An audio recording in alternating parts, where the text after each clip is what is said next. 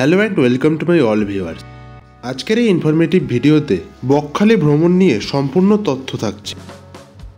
এই ভিডিওতে আমরা জানব কলকাতা থেকে বকখালি কিভাবে পৌঁছাবেন, কোথায় থাকবেন, এখানে খাওয়া দাওয়ার কি ব্যবস্থা আছে, বকখালি সাইট সিন করতে ভাড়া কত পড়বে, বকখালি এসে কোথায় কোথায় ঘুরে দেখবেন, কোন কোন টুরিস্ট প্লেস ঘুরতে প্রবেশ মূল্য লাগবে, যাওয়া আসা থাকা খাওয়া নিয়ে A to Z ইনফরমেশন পেতে ভিডিওটি শেষ পর্যন্ত দেখুন। তাহলে আমার সাথে ঘুরে দেখুন বকখালি সমুদ্র সৈকত। পশ্চিমবঙ্গের দক্ষিণ 24 পরগনা জেলার বঙ্গোপসাগরের তীরবর্তী এলাকায় বকখালি সমুদ্র সৈকত রয়েছে। লাল কাঁকড়ার জন্য বিখ্যাত। দীঘা পুরীর থেকে ভিড় কম। তাহলে আমরা ভিডিওতে এগিয়ে যাব আর প্রথম থেকে জানবো বকখালি আপনি কলকাতা থেকে কিভাবে পৌঁছাবেন। কলকাতা থেকে খুব সহজেই বকখালি পৌঁছতে পারেন। ধর্মতলা থেকে বাসে করে সরাসরি বকখালি আসতে পারেন। এছাড়া আপনি শিয়ালদা থেকে লোকাল ট্রেনে করে বকখালি আসতে পারেন। বকখালি সমুদ্র সৈকত থেকে সব থেকে কাছে যে রেলওয়ে স্টেশনটি পড়ে সেটি হলো নামখানা। আমি লোকাল ট্রেনে করেই বকখালি পৌঁছাবো।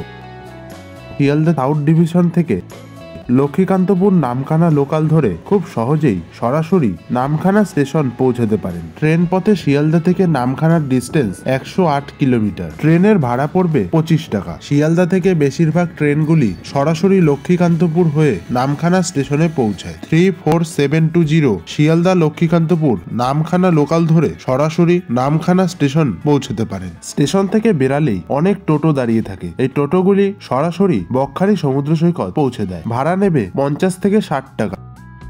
এখান থেকে যদি আপনারা বকখালি পৌঁছাতে না চান তাহলে স্টেশন থেকে বেরালে কিছুটা হাঁটলেই 12 নম্বর জাতীয় সড়কে উঠে ওখান থেকেও টোটো বা অটো করে সরাসরি বকখালি পৌঁছাতে পারেন। এক্ষেত্রে ভাড়া কমে যাবে। রোডের থেকে টোটো করে গেলে ভাড়া 40 টাকা পড়বে। এছাড়া অটো চলাচল করে, অটো ভাড়া 40 টাকা। ধর্মতলা থেকে বকখালি যাওয়ার বাস এখান থেকেই যাওয়া আসা করে। বাসে করে যদি বকখালি যান তাহলে ভাড়া পড়বে 30 টাকা। নামখানা স্টেশন থেকে বকখালির সমুদ্রের ডিস্টেন্স 26 কিলোমিটার। তাহলে আমরা ট্রেনের সফর সেরে টোটো করে এখন আমরা বকখালি সমুদ্র সৈকতের ধারে পৌঁছালাম। এবার আমরা জানবো এখান থেকে হোটেল কোথায় নিলে ভালো হয়। বকখালি সমুদ্র থেকে হোটেল কিছুটা দূরত্বে পেয়ে যাবে।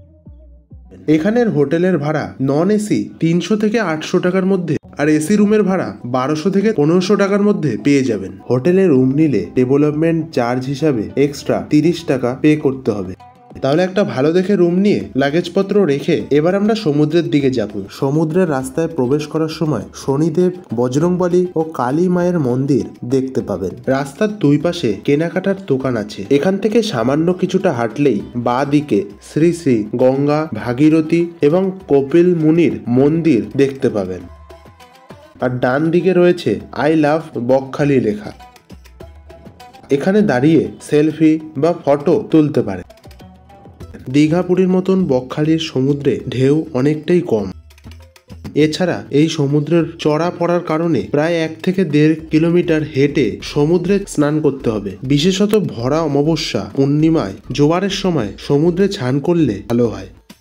নিরিবিলি শান্ত জায়গায় বকখালি সমুদ্র সৈকত রয়েছে। এছাড়া সমুদ্রের সামনে সরু লম্বা খাল দেখতে পাবেন। এই খালটি পার করেই পায়ে হেঁটে সমুদ্রে স্নান করতে যেতে হয়। বকখালি এলে অবশ্যই আপনারা সমুদ্রে স্নান করবেন, এখানে ফটো তুলতে পারেন। তাহলে সমুদ্রে স্নান করার পরে আবার আমরা হোটেলে চলে আসব। এরপর সন্ধ্যার দিকে আবার আমরা বিচ দেখতে আসব। সন্ধ্যাবেলা বিচের ধারে কেনাকাটা করার জন্য দোকানপাট খোলা দেখতে পাবেন। এছাড়া আপনারা এখানের সি ফুড ট্রাই করে দেখতে পারেন। নানা রকম মাছ ভেজে দিয়ে থাকে, এই মাছগুলি আপনারা খেয়ে দেখতে পারেন। এর পাশাপাশি এখানে ফুচকা, ভেলপুরি, আইসক্রিমের দোকান দেখতে পাবেন। এর পাশাপাশি আপনারা বিচের ধারে চেয়ার পাতা দেখতে পাবেন। এই চেয়ারে আপনারা 1 ঘন্টায় 10 টাকা দিয়ে চেয়ারে বসে সমুদ্রের দৃশ্য উপভোগ করতে পারেন। তাহলে আমরা বিচ ঘুরে দেখব। এরপরে আমরা হোটেলে চলে আসব। রাত কাটিয়ে পরের দিন সকালবেলা আশেপাশের যে সাইট সিনগুলি রয়েছে সেগুলি ঘুরে দেখব। টোটো রিজার্ভ 300 থেকে 500 টাকা ভাড়া পড়ে।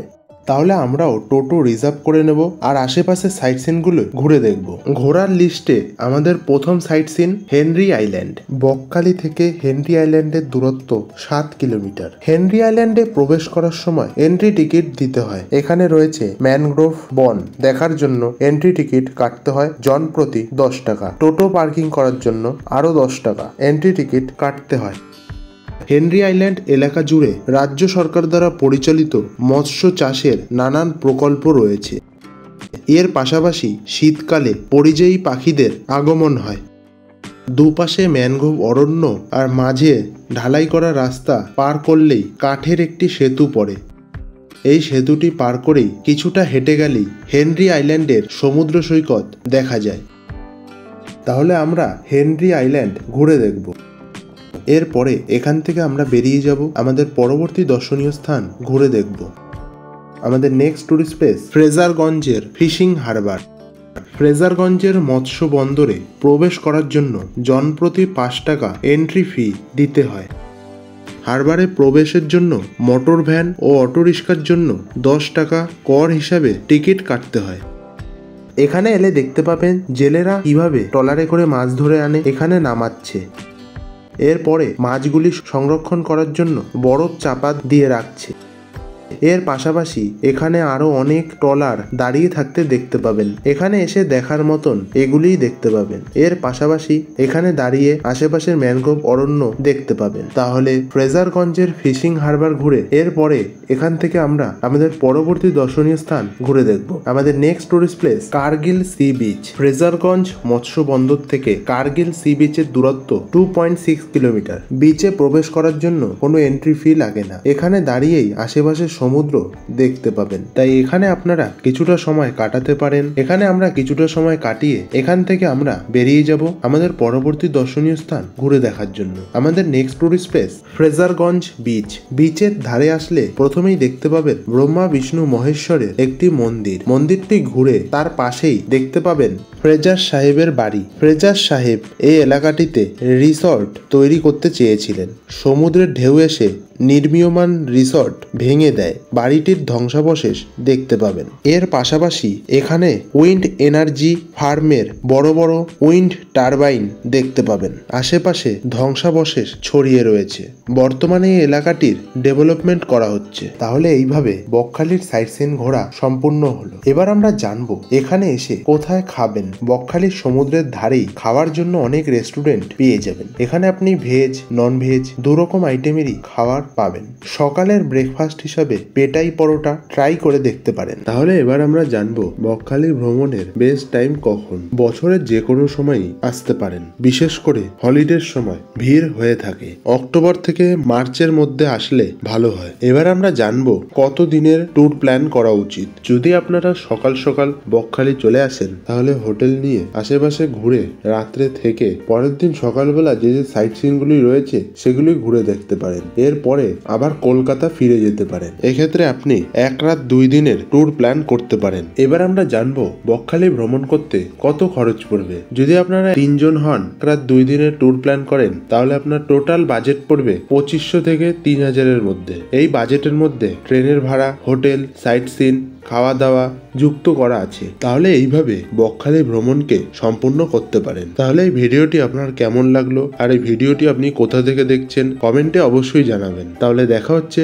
আবার কোনো নতুন ভ্রমণ রিলেটেড ভিডিও নিয়ে। ততক্ষণে আপনারা ভালো থাকুন, সুস্থ থাকুন, আপনার পরিবারের যত্ন নিন। আপনার যাত্রা সফল, সুগম, মঙ্গলময় হোক। জয় হিন্দ, জয় Bharat. Thanks for watching. Good bye.